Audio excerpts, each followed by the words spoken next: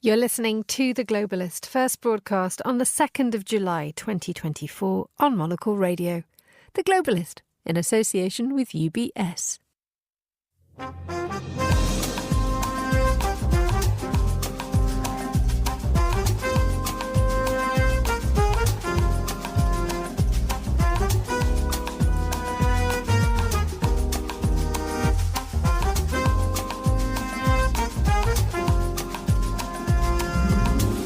Live from London, this is The Globalist with me, Emma Nelson. A very warm welcome to today's programme. Coming up. All the Palestinian detainees are suffering. I left them in a very dire condition. Dozens of Palestinian prisoners are released, having been detained during the Israel-Hamas war. It's caused divisions among Israeli politicians. We'll examine the consequences.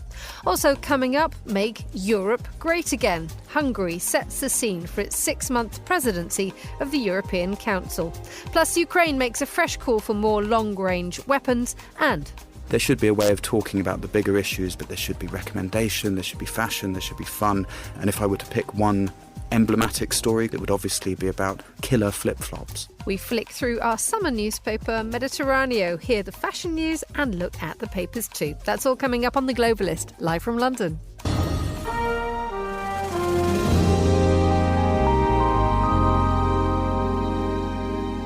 First, a quick look at what else is happening in today's news. Donald Trump's lawyers have asked for his conviction in a money laundering trial to be set aside, citing a ruling handed down yesterday from the US Supreme Court that grants the former president immunity from prosecution for official actions he took as president. Meanwhile, his former campaign advisor and White House chief strategist Steve Bannon has reported to prison in Delaware to serve a 4-month-long sentence for contempt of Congress. And workers at Samsung in South Korea have called for a strike over bonuses and time off. Stay tuned to Monocle Radio throughout the day for more on these stories. But first, 55 Palestinians, including the director of one of Gaza's main hospitals, have been released from prison, having been detained during the war between Israel and Hamas.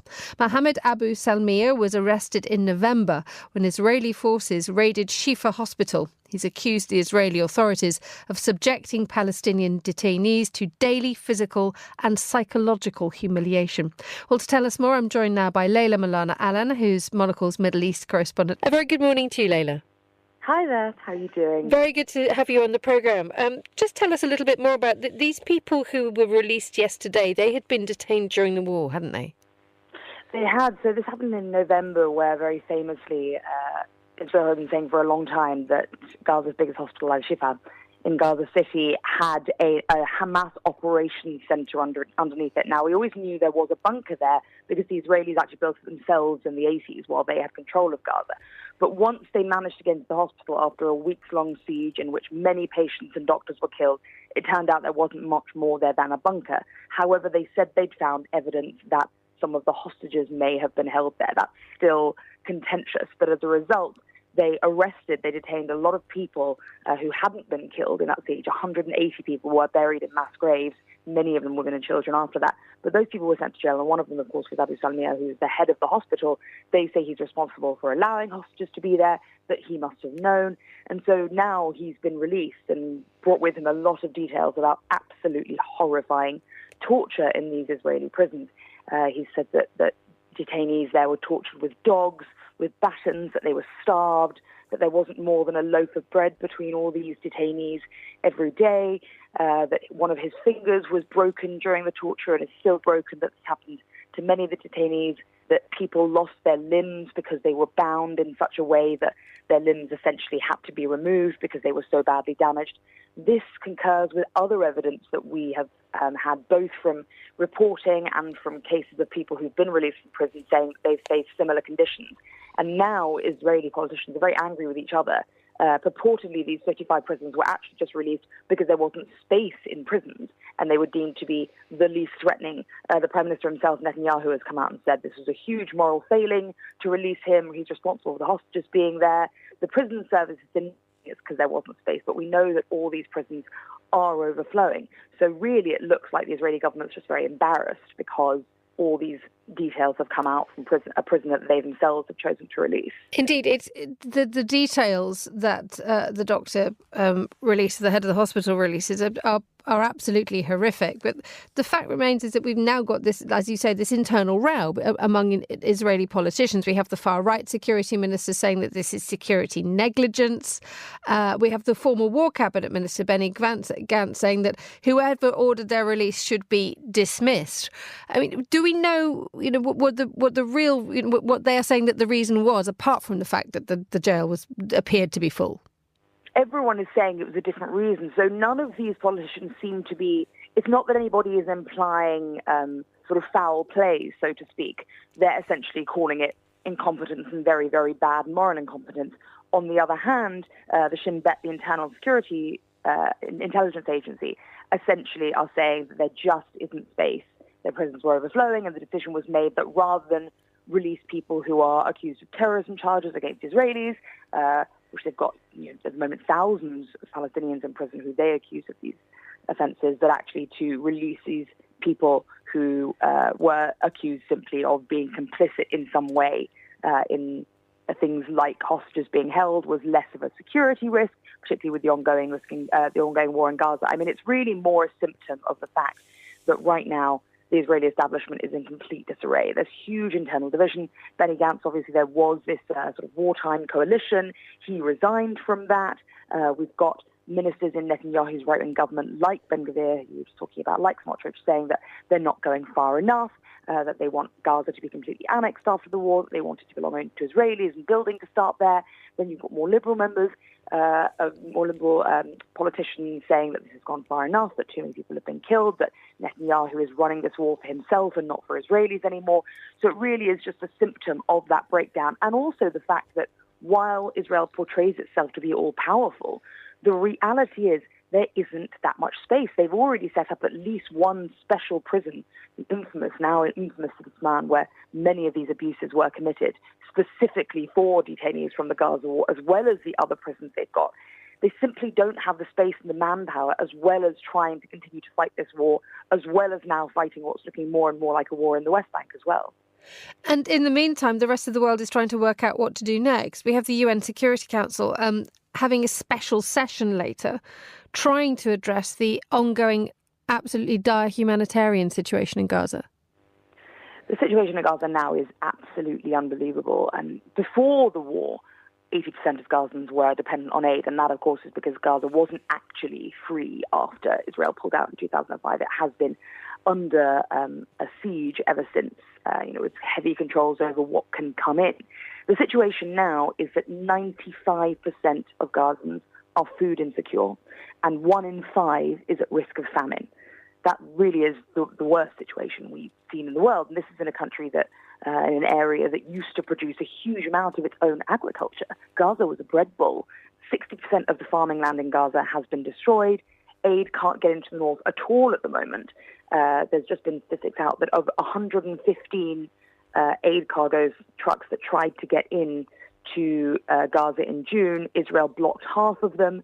This very famous, extremely expensive failure of a port, an aid port that the Americans built, is now completely dysfunctional and barely got any aid in before it did.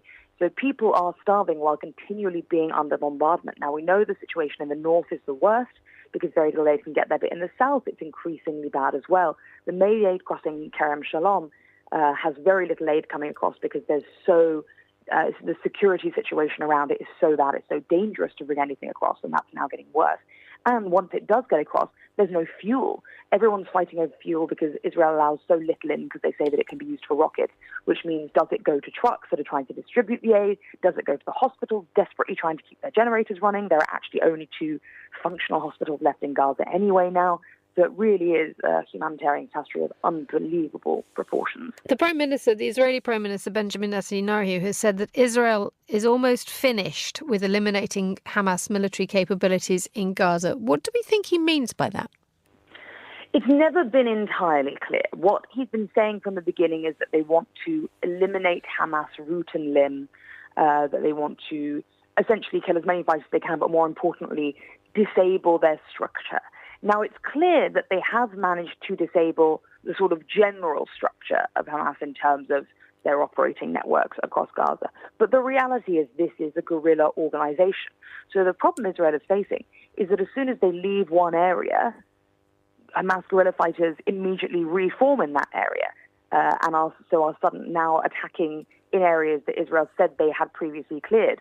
So while they're currently saying they only need to clear Rafah, now they're having to go back into Khan Yunis. They're constantly working back on themselves. And the reality here is that while we all saw all these reservists being called up after the October 7th attacks, 300,000 reservists very famously, the practical everyday fighting force of the Israelis is only 150,000. The number of battalions they have simply is not enough to both fight and then hold the areas they've cleared, while now also deploying soldiers to the north as well, to the border with Lebanon, where things are becoming increasingly hostile. So they're really struggling to be able to hold Gaza and maintain the gains they've made. That moves very neatly into the fact that the news that's broken overnight is that the Israeli army is now ordering a massive evacuation of Palestinians from the eastern half of Khan Yunis in southern Gaza.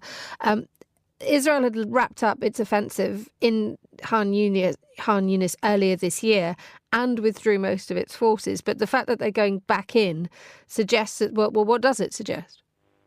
Well, exactly what I was just saying. And so this is an interesting one because what's actually happened is that quite unusually Islamic Jihad, which is the smaller but still very active group who often works with Hamas, and there were fighters from Islamic Jihad on October 7th as well, launched lots of rockets from Khan Yunis the other day. And this, again, has been one of the sort of very embarrassing failures for Israel, is that even we're now more than 270 days into this war, and still Hamas and Islamic Jihad are able to launch rockets from where Israel seems unable to figure out.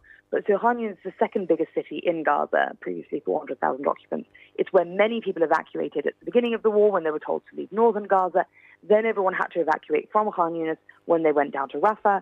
Then when the Rafah assault started about a month ago, people then had to start evacuating back up north to Khan Yunis. So these are people who've been displaced in many cases 6 or 7 times. They're living in tents. They're living in broken down buildings. They spend their days just trying to find food and feed their children and survive. So they're in absolutely desperate conditions. And once again, they're receiving these calls, receiving these leaflets that Israel says are a humanitarian gesture. But people in such desperate conditions say, you can't keep moving us from place to place without actually an option for keeping us safe. They're being sent to Al-Mawasi, which is this humanitarian area on the sea. But the reality is this area doesn't have the infrastructure it needs to support hundreds of thousands of desperate refugees. They're living in incredibly unsanitary conditions in tents. There's not enough water. There's not enough fuel, of course, we know. There's not enough food.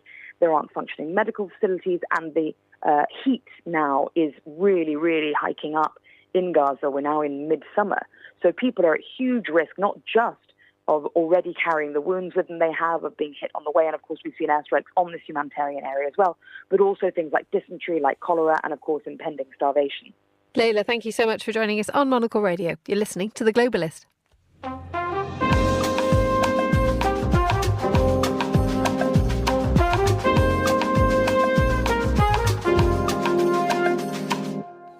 It's 8:13 in Vienna, 7:13 a.m. here in London. Now, in what could be an awkward 6 months, Hungary has assumed its presidency of the European Council. For years, the country's president, Viktor Orbán, has been on a collision course with the EU, watering down sanctions on Russia, obstructing efforts to support Ukraine, not to mention eroding freedom of speech at home. What Hungary has also been doing is pull together an alliance of far-right parties within the bloc, including those from Austria. We'll be hearing from our Vienna correspondent in a moment, Alexei Kolorinov. But first, let's hear from Justin Spike, AP's Hungary correspondent. A very good morning to you, Justin. Good morning. Thank you for joining us. Just could you briefly explain to us, what does the European Council do now, and how can Hungary drive the agenda here? Because it used to have an awful lot of power, and a little bit less so now since the Lisbon Treaty. Yes, I think that a lot of the fears that some across Europe had that Hungary would use its presidency to continue to derail a lot of European policymaking priorities, I think could prove to be unfounded, given that the presidency doesn't really hold a whole lot of actual teeth when it comes to policymaking, and certainly not when it comes to legislating. Usually it's just used to set the agenda for the for European policymaking, and Hungary has made it clear that they have a number of priorities, including making Europe more economically competitive. They would like to sort of bolster the process of EU enlargement to begin to move forward on accession talks with Western Balkan countries, especially Serbia and North Macedonia. And they would also like to push their anti-immigration stance, which they believe is gaining traction across Europe. So I think that's probably what we're going to hear the most from, or the most about from Hungary in these next 6 months. But it's also worth noting that they're going to be starting this cycle with a long summer break, and then it ends with a long winter break in December. So there's really only 2.5 months in the middle there in the autumn in which there's going to be a lot of action on that front. And in the meantime, Viktor Orbán has been going around saying that he intends, during the Hungarian presidency of the European Council, to make Europe great again, which some people didn't take massively seriously, but perhaps they should. Well, he seems to really believe it. That's the idea. Naturally, the assumption is that he lifted that line from former U.S. President Donald Trump, who famously wanted to make America great again. Orbán has decided that it's his job to make Europe great again, and what he says he means by that is basically restoring European economic competitiveness. He argues that the West is in decline, the East is on the rise, and Europe has pursued an increasingly isolationist economic policy, and he would like to change that. He's often opened up trade and diplomatic avenues to countries to the East, including Russia and China, and I think that he sees it as more of a pragmatic decision for Europe to do the same. How much does the Hungarian presidency of the European Council work in terms of timing? We saw about 3 weeks ago the European parliamentary elections witness a rise of far-right parties in the likes of France and Germany.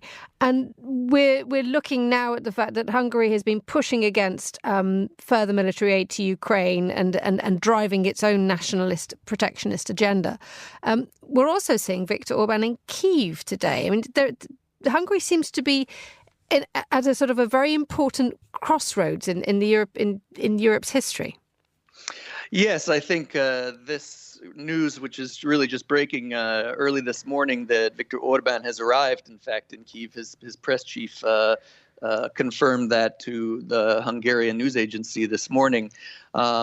It's an unprecedented move on his part. I mean, this war has been going on since February of 2022, and this is the first trip that Orbán has made to Ukraine. It's difficult to know how to interpret this, but I think there's a possibility here that in his efforts to form a new right-wing grouping within Europe, within the European Union and the European Parliament specifically, it could be that this was a step that he needed to take in order to assuage concerns among some prospective members of his new group that he's too pro-Russian, that he's pushed an anti-Ukrainian, pro-Russian policy over these last couple of years, and he may be trying to sort of tamp down concerns among some of his potential partners who are pro-Ukrainian and prioritize assisting Ukraine. Let's hear a little bit more about this creation of a far right-wing populist sort of alliance. Let's head to Vienna to hear from Alexei Koloryov, our correspondent there. A very good morning to you, Alexei. How's Vienna looking this morning? Emma. It's kind of chilly but sunny. Excellent. Glad to hear it. It is the location of the sort of creation of this new alliance, isn't it? The New Patriots for Europe. Tell us who they're going to be. Well, so far it's only these three parties. So obviously Viktor Orbán's Fidesz party, Viktor Orbán, the initiator of this grouping, Austria's far-right Freedom Party, and the Czech Republic's ANO party, led by the country's former Prime Minister, Andrej Babiš. So, in terms of content, this was really nothing new. We've heard it all before from right-wing groupings across Europe. They see sort of Europe. Viktor Orbán sees Europe as a sort of existential threat to Hungary, they stand against this overzealous centralism. They want a Europe of fatherlands, all that sort of thing. So we've heard it all before. What was interesting was the timing and sort of the location. So, Orbán came here to Vienna on Sunday as a sort of a private person, because he didn't come as part of an official delegation, because otherwise he would have had to meet the Austrian leader, Karl Nehammer. Instead, he came as a private person, and so went straight to meet the leader of the far right party here, the Freedom Party, Herbert Kickl. And this happened, as I said, this Sunday, a day before Hungary took over the EU presidency, as Justin was just saying. So, the timing was interesting. Obviously, it's all about symbolism, as Justin was saying there. This doesn't necessarily mean that Hungary is going to project more sort of power and influence across Europe, but as I say, the timing and location that was interesting for me. Just explain a little bit more about the fact that we also have the Portuguese far right party Chega to join the group too, and we always have to look to Italy for sort of populism and far right as well. How much is Southern Europe now becoming a player in this? Well, it could become a player in this, but, we have to remember that, all these parties have very, very different pedigrees.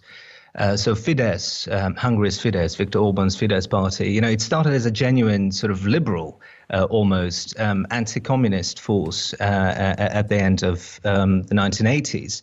It didn't begin as a far-right party, whereas here in Austria, the Freedom Party was founded by former Nazi party members, so that it's a real, genuine far-right party. Whereas in Southern Europe, we'll look at Italy, we'll look at Portugal, France a little bit, they all have their own sort of agendas. And so it will be interesting to see how this unfolds in terms of, whether they can unite, whether they can come together and unite over one sort of single banner held by Viktor Orbán, who has himself, for years has peddled this very, very specific thing, about Brussels being sort of at the center of this axis of evil and taking away power from nation states in Europe, because not all far-right parties in Europe, including in Southern Europe, agree with this. Alexei, well, I've got you here. What else is happening in Vienna today? Well, I'm actually going to. I'm working on a story which will appear in a future issue of the magazine. It's about a pharmacist family who have, in the very center of Vienna, who have sort of transformed the pharmacy and the building where the pharmacy is into a sort of cultural center. So, it's a working pharmacy. It's also sort of a location of rave parties and art galleries and bars and the like. So, very us, I think. We'll look forward to it, Alexei. Thank you so much for joining us on the line. And thanks too to Justin Spike. You're listening to The Globalist with me, Emma Nelson. The time here in London is 7:23 a.m. Still to come.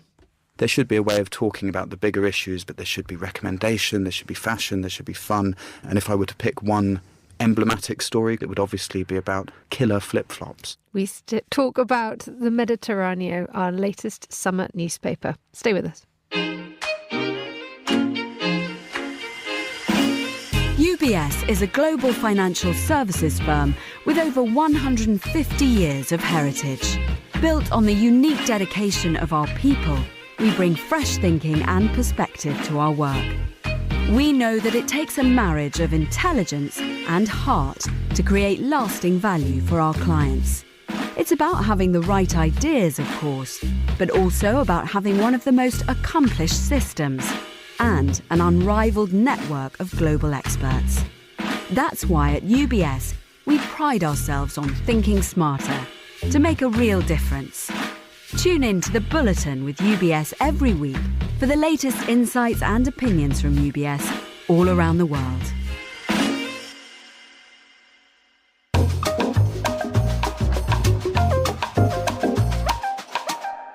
Let's continue with today's newspapers. Joining me in the studio is Latika Burke, journalist and expert in geopolitics. A very warm welcome back, Latika. Emma, what a delight to see you. How's life with the Burke in the Burke world? Life is too busy. Life is too busy. Glad to hear it. Better than not being busy, I would say. Well, quite. Exactly. Right. Let's have a look at the papers. it's a scant 12 hours ago since the US Supreme Court handed down this judgment saying that Donald Trump has immunity for official acts as president. And as we heard at the top of the hour, Donald Trump's lawyers are now biting back, saying, well, that means that we can overturn the 34 convictions in the hush money trial. Yes, so this leads, no surprises here, the Financial Times today. It's the splash. And this really is such a consequential ruling. I almost feel no paper has done it quite justice. In fact, in the British papers, it only makes the FT, which to me is quite a surprise, given the magnitude of what the US Supreme Court has just said. Now, it ruled that Donald Trump has broad immunity from criminal prosecutions for his actions as president. So these are, quote, official acts. And the court very clearly said he does not have immunity for unofficial acts. Now, this has the potential to rewrite everything we know about the US legal system, about its constitution, about how the executive behaves and how the president is treated. And Joe Biden, in the last few hours, has given a statement saying that the US system was founded upon the premise that there are no kings in America, that no man is above the law, and he agrees with the dissenting judges here. Donald Trump is jubilant. He writes on Truth Social, big win for our Constitution and democracy, proud to be an American, all caps. And now they have already applied for the hush money ruling to be suspended until at least November. So this does throw into disarray here, Emma, just what he might be prosecuted for before the November trial. And I think the Democrats are very much hoping that Trump being caught in a myriad of legal cases over his alleged efforts to overturn the 2020 presidential election result could have contributed to people just thinking, you know what, it's just a bit too hard to vote for this guy this time around. Maybe safer to stick with Biden, even though we think he's a bit too old or we've got concerns about how he shepherded the economy through, and my lived experience of the economy is not what the statistics say. So if there's anybody having momentum at this stage in the election campaign in the US, it is one man, it's Donald Trump. And the Democrats, I think, would be very, very frightened by the momentum and surge in momentum that Trump is experiencing right now. And it has this very strange effect on throwing the whole US legal system into disarray once again. We've seen it being pulled and pushed in so many directions. And the fact that the US Supreme Court divided on party lines with this ruling, but also batting down the individual case-by-case decisions to the lower courts. Now, I was also under the impression that you can't retroactively apply law. But now that we have Donald Trump's lawyers saying, actually, let's see if we can overturn the 34 convictions for the hush money trial, it suddenly places everything on a really uneven base again, doesn't it? Yes, because the fear, even though we've talked to now about the context in the current presidential election campaign, really what this provides is an open slather for a president in office. Now, Biden chose his words very carefully in his remarks, prepared remarks that he gave, and said that it's not always about judgment, it's about the wisdom as president to know the limits on yourself. And I think that really goes to the key. If you get a president in the Oval Office who doesn't want to impose any limits upon themselves, and we know that Donald Trump is certainly that kind of guy, what you have is the potential for a president to come into office, and it might not be Donald Trump. We could be talking 10, 12, 20, 30, 40 years down the track if this ruling is still upheld. They could then effectively do anything. I mean, Trump can hire a new DOJ, have the cases against him dropped, but that's just the start.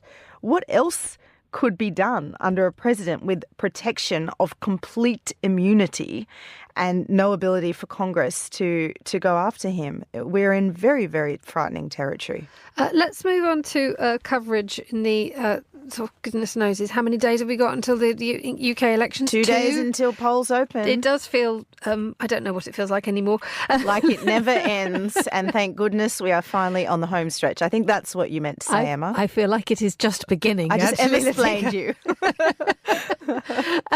One thing that's been mentioned is the way that the Conservatives have led their election campaign. Well, I think there's possibly criticism that you could throw at every single party.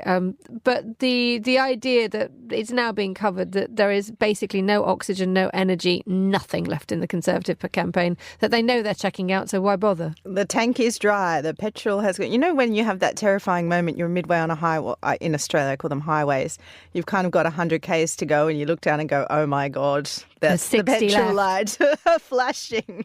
I think the Tories have been on that since day one.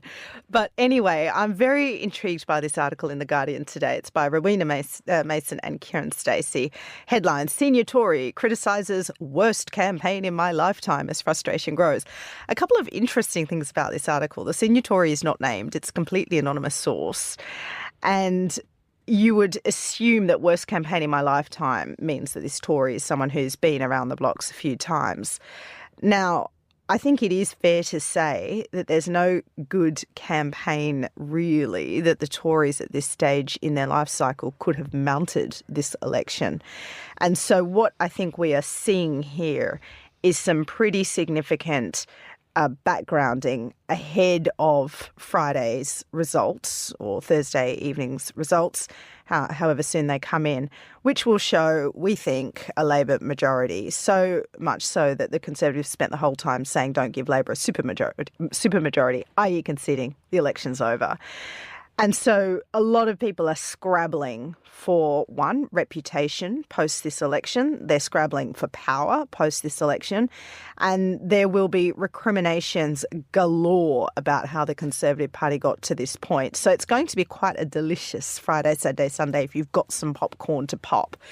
But the fact that this backgrounding is starting before we've even opened polls just says what a dire state the Conservative Party is in. Latika Burke, we shall be seeing her in her election bunker for the next 48, 72 hours. Thank you so much for joining me in the studio. The time here in London is just nudging 7:32. You're listening to The Globalist with me, Emma Nelson. A quick look now at today's other news stories. Donald Trump's lawyers have asked for his conviction in a money laundering trial to be set aside. They're citing a ruling handed down yesterday from the US Supreme Court that grants the former president immunity from prosecution for official actions he took as president. Meanwhile, Trump's former campaign advisor and White House chief strategist Steve Bannon has reported to prison in Delaware to serve a 4-month-long sentence for contempt of Congress. Bannon refused to testify in an investigation into the January the 6th Capitol Hill riot. He said he was proud to go to prison. Yemen's Houthis claimed to have conducted 4 military operations targeting 4 ships in the Red, Arabian and Mediterranean seas, as well as the Indian Ocean, linked to the US, the UK and Israel. Yemen's Iran-aligned Houthi group has been launching drone and missile strikes in shipping lanes since November, saying they're in solidarity with Palestinians in Gaza. And workers at Samsung in South Korea have called for a strike next week over bonuses and time off. Union officials say they want the firm, which is South Korea's most valuable company, to be more transparent and to treat the unions more equally. This is The Globalist. Stay tuned.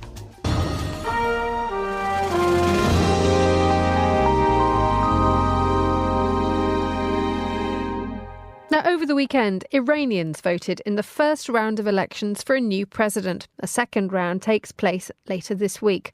Orfanaz Fasihi is an Iranian-American journalist and United Nations bureau chief for the New York Times. She talked to Monocle's Andrew Muller on the foreign desk and began by describing whether a change in president makes any difference to how Iran conducts itself abroad. As you said, key decisions are made by the Supreme Leader, Ayatollah Khamenei. But if past is precedent, we can see that different administrations in Iran have made some difference in the way that Iran engages with the world, particularly the way it engages with the West, the United States, Europe. Under the conservative government of the past 3 years, the government of the late President Raisi, Iran really turned away from the West. It strengthened its ties with China and Russia. It sort of, expanded its relations and cemented its relations with the proxies that it has in the region. And we've seen how that is playing out in the larger war in the region. So while the president or the administration or cabinet doesn't make key decisions, they do have some influence. They do have some say, because you had one kind of a reformist president who wanted to open Iran, go sign a nuclear deal, and a hardliner came, and basically a lot of those negotiations took a back burner. You mentioned Iran's proxies, which we will be talking about later in the show as well. But that extensive meddling, if you will, across the Arab world, which does seem to be an enormous preoccupation of Iran's foreign policy, as Iran sees that, is that essentially defensive? Do they think that doing that makes Iran safer? Or, as revolutions often do, is there an ideology exporting aspect to this? Do they want to make the region more like Iran? I think initially in the early years of the revolution, they had a vision to export the revolution and the ideology. But I think over the past 45 years, that the leaders of Iran have a much more pragmatic view of that idea, and really look at the way that this network of proxies works, from Yemen to Lebanon to Iraq and Syria, as their forward defense. They feel like they have a forward defense in the region. They don't have to fight Israel, which is really their main enemy. They define it as their main enemy, and to some extent the US.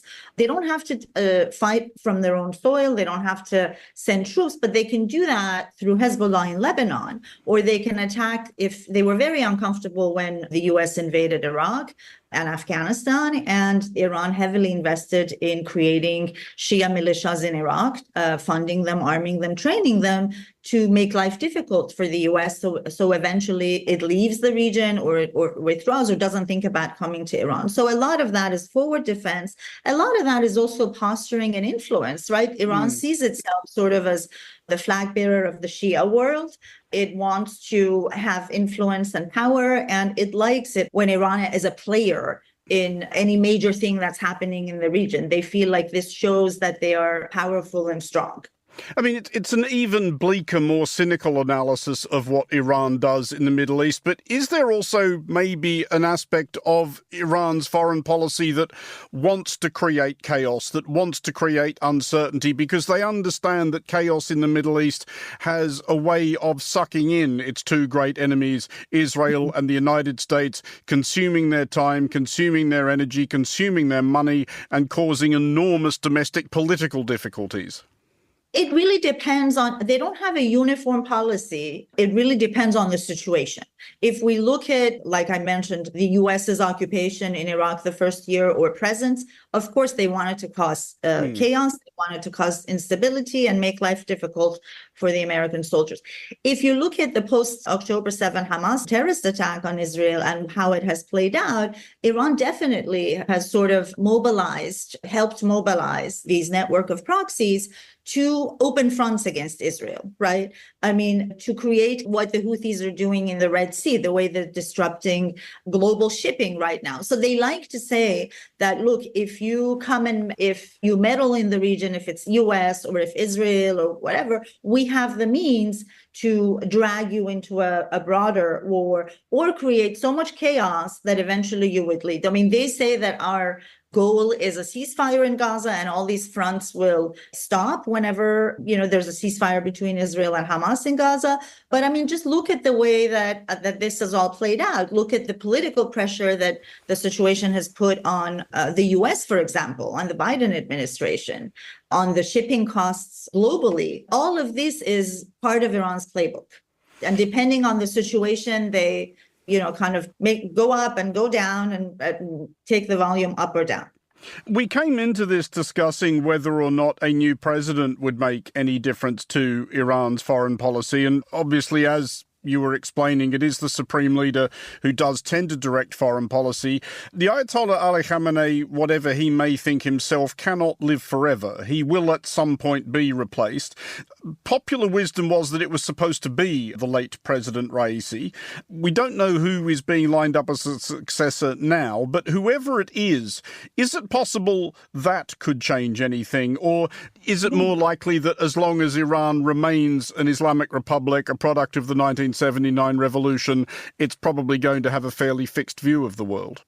I think that I think the question of succession is a very important and very sensitive topic in Iran. As you mentioned, Ayatollah Khamenei is 85 years old, and there is already within the circles of power discussions and debates about who would replace him.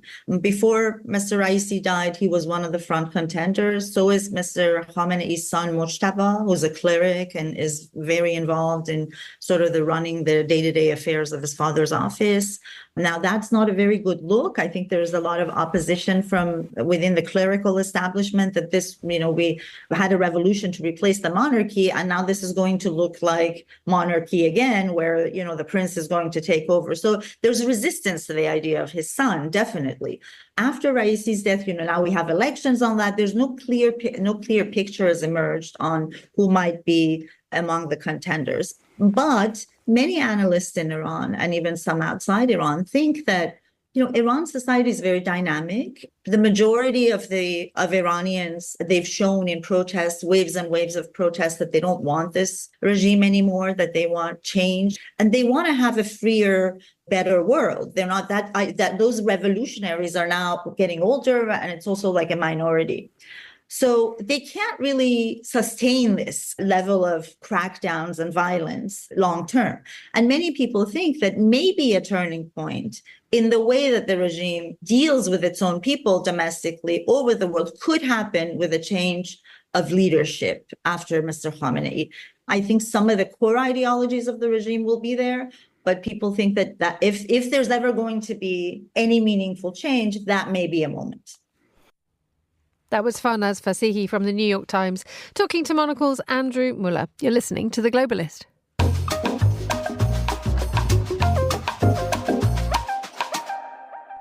Now, a fresh appeal has been made by Kyiv for more long-range weapons to help Ukraine defend itself from the Russian invasion. It follows a Russian missile attack on the Ukrainian town of Vilnyansk, in which at least 7 people were killed at the weekend. Or to tell us more, I'm joined now by Ilya Ponomarenko, who's a former defence reporter at the Kyiv Independent and the author of I Will Show You How It Was, the story of wartime Kyiv. They join me on the line from Kyiv now. A very good morning to you, Ilya. Hello. So just explain to us, what does Volodymyr Zelensky want? This came out in an appeal a couple of days ago, didn't it? Yes, the problem is the entire history of Russian-Ukrainian war is the history of Ukraine persuading our Western partners and backers into finally making another step towards a bigger goal. That is absolutely correct. That is absolutely necessary. In this case, it's about disabling Russia's ability to go on fighting this war, strategically. Then on this way, we have to fight through every single step of it. When it comes to missile munitions, it's about the same old scheme that continues for essentially years. Okay, we're giving you some missile or rocket weaponry, but you can't strike Russian territory. Then when the situation gets worsened and such a decision gets long overdue, the partners say, okay, you can strike Russian territory, but not too much. Then sometimes comes Ukraine sustains more losses, and this decision to disable Russian infrastructure deep inside Russian territory is absolutely dearly needed. Partners say, okay, you can fire, but for instance, no more than 10 kilometers deep into Russian territory because of the fears of escalatory move, because of the fear of provocation, because of so many limitations that Western leaders put upon themselves when it comes to, provoking Putin, as they call it. The problem is that, which is Zelensky essentially saying that you can't win a war without disabling your powerful enemy's ability to fight this war, without undermining its infrastructure, without disabling its strategic aviation effort that strikes Ukraine, that sends missiles towards our cities and towards our military infrastructure too. Without doing this, and with Putin artificial restrictions on this, such as striking strategic Russian airfields from which Russia sends missiles towards Ukraine, it's simply downplays and mitigates all the effects of Ukraine's war effort. So this decision is dearly needed. It's obvious that it's dearly needed for the sake of the successful war efforts, rather than continuing with this war with no clear end in sight. That's why we keep pushing for this final solution that is absolutely needed. Sorry to interrupt you there, Ilya. One of the crucial elements to the future of all this is NATO. And Volodymyr Zelensky has said no one sees Ukraine in NATO. NATO is to station a senior civilian official in Kyiv. How much do you think this is? How important do you think this is? It's super important too. And the same approach that we're discussing right now of this overcautious way too obsessed on risk assessment and management, way too belated approach. It also applies with the question of Ukraine's NATO membership and in general the perspective of Ukraine's survival in the future, because it's not enough to repel the Russian attack. It's also necessary to ensure the conditions for preventing another war in Ukraine surviving and existing as a nation. So with the same approach, Western leaders, mainly what we see today and what we talk about is that they are still trying by this, making the small steps towards something that's absolutely necessary, but still limiting their steps. They are trying to find a sort of a compromise, a middle ground, to go the easiest way and possibly find a moment in time and in space where both sides, like Ukrainian sides, Western sides, and Vladimir Putin would be happy about sort of a middle ground, such as, for instance, Ukraine not joining NATO, but still staying beyond Russian control, beyond Russian occupation, for instance.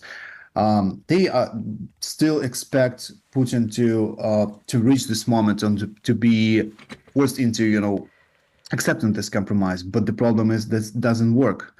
There's not a moment in time in which Putin says, okay, I'm more or less okay with the state of things, and I am ready to give up on destroying Ukraine as a nation, on eliminating it. It's not about certain aspects of NATO's membership of Ukraine as such. It's about Ukraine staying out of NATO for the sake of it being open for new invasion, being vulnerable for new invasion, staying out of the most successful defensive alliance. So in many ways, we keep fighting with this overcautious approach for the sake of persuading our partners into finally making a final decision that is obviously necessary, but the kind of decision that not many leaders are ready to assume, such as provide Ukrainian future for decades to come by making it a part of the most successful defense alliance, and thus denying Russia's ability and Russia's plans to strike another invasion. Because Ilya Ponomarenko, thank you so much. I do apologise to interrupt you there. That was Ilya Ponomarenko. You're listening to Monocle Radio.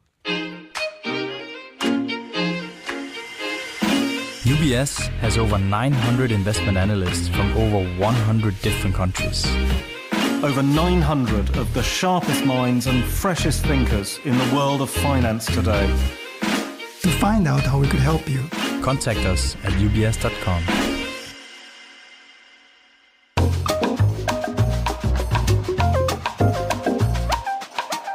.48 here in London. Time for a quick roundup of fashion and retail news. Rebecca Tay is a retail expert and brand consultant. Good morning, Rebecca. Good morning, Emma. Nice to hear from you. Good to have you back on the programme. Tell us about L'Envol. Yes, so there's a new creative director. So it's been a little while. It's been sort of a year. They sort of had creative collaborations, different collections, but they have a new artistic director, and it is the British designer Peter Copping. It's quite a big announcement just late last week. Explain a little bit about Peter Copping, and he has quite a good pedigree. He does indeed. So first of all, he went to Central St. Martin's, as we know, which is one of the best fashion schools, one of the best training programs in London.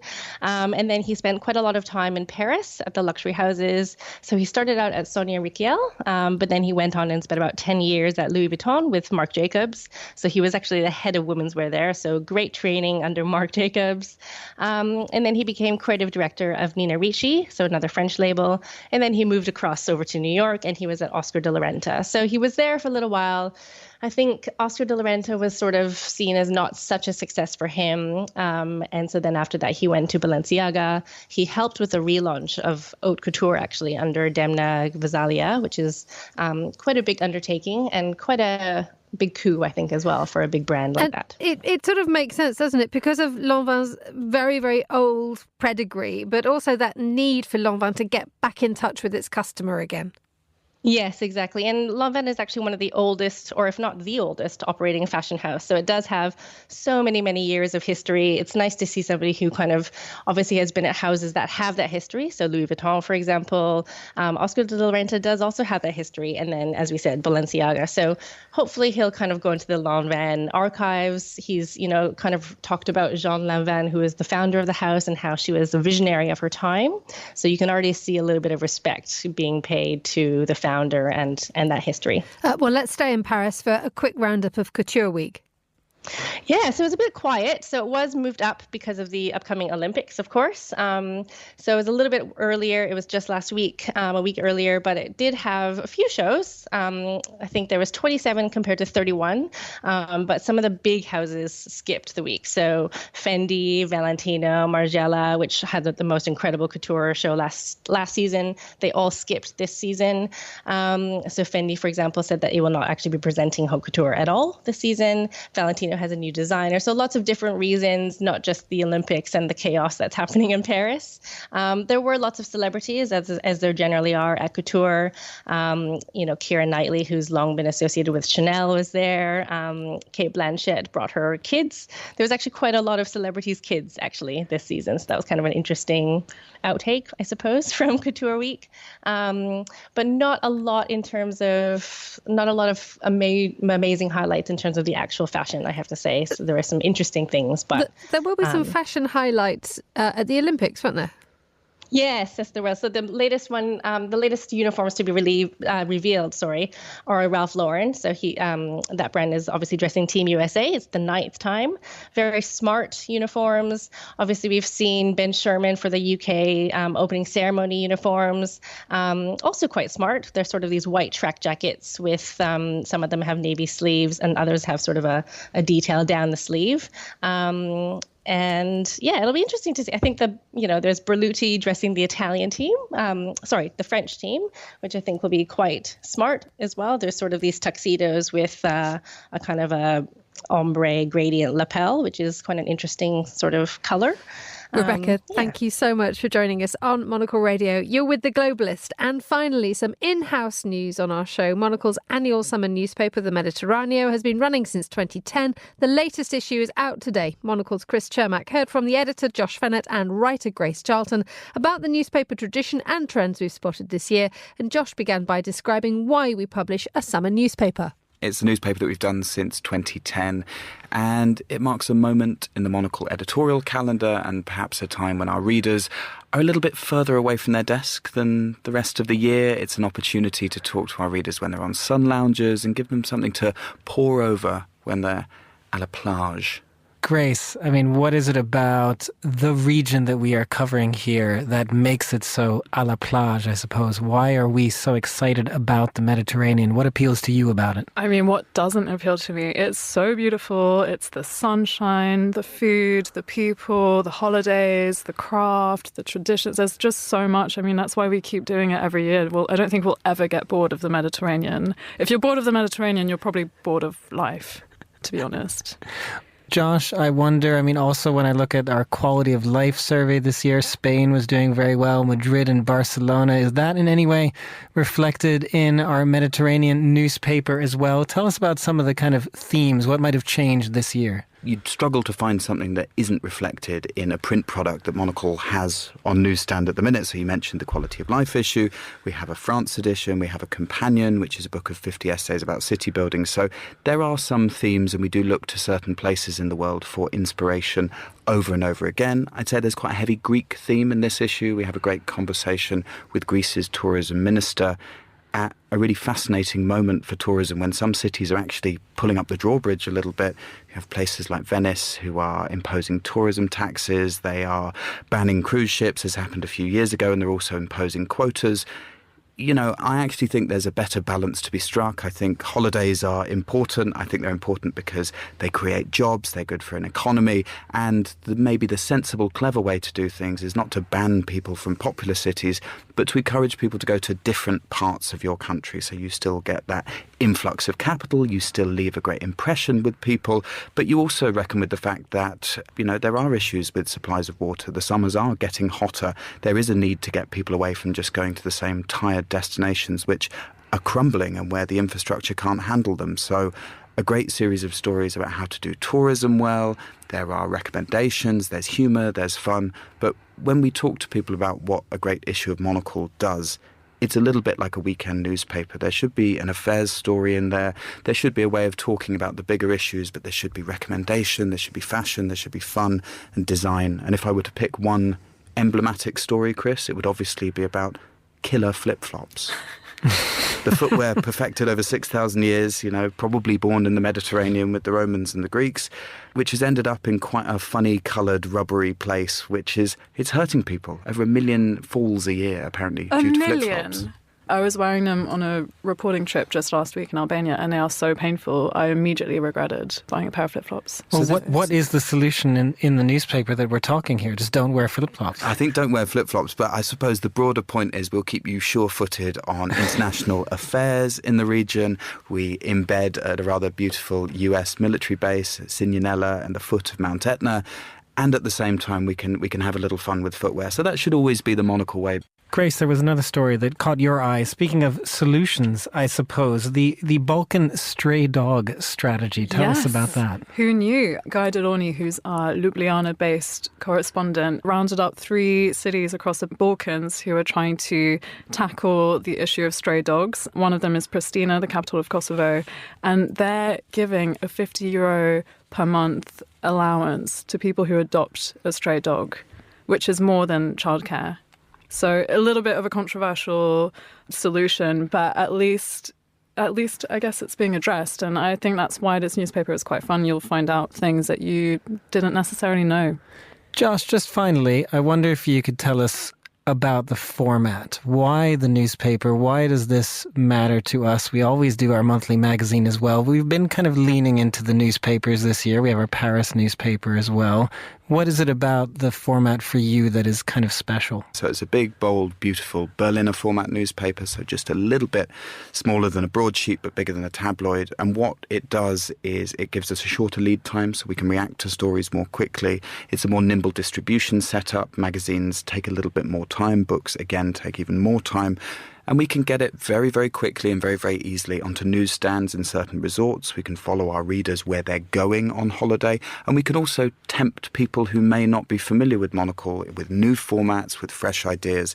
And we often have these conversations with advertisers and with marketing companies. And when people ask us, how does Monocle continue to exist in a world where print budgets are being cut, correspondents are being cut, people don't want to send photographers on assignment? And the simple answer is the format matters because we are sending people on assignment, we're not cutting budgets, and we are investing in correspondence. So by necessity, you both have something that's better made, more beautiful, but also an opportunity as everyone else moves into the digital world of quicker messaging to actually put your phone down, to actually look away from your email notifications, to not have a clock in the top corner of the story bothering you as you try and get through potentially a longer read, and somewhere to admire illustration, great printing, and the art of being able to escape on what could be more of a summary summer message to finish on than that. Monocle's Josh Fennett there and Grace Charlton talking to Chris Cermak. And that's all the time we have for today's programme. The warmest of thanks to all my guests and to the producers, Christy O'Grady, Chris Cermak and Laura Kramer. Our researcher was Gunnar Gronlid and our studio manager was Flynn Simons with editing assistance from Steph Chungu. After the headlines, there's more music on the way. The Briefing is live at midday here in London and The Globalist is back at the same time tomorrow. I hope you can join me for that if you can. But for now, from me, Emma Nelson, goodbye. Thank you very much for listening.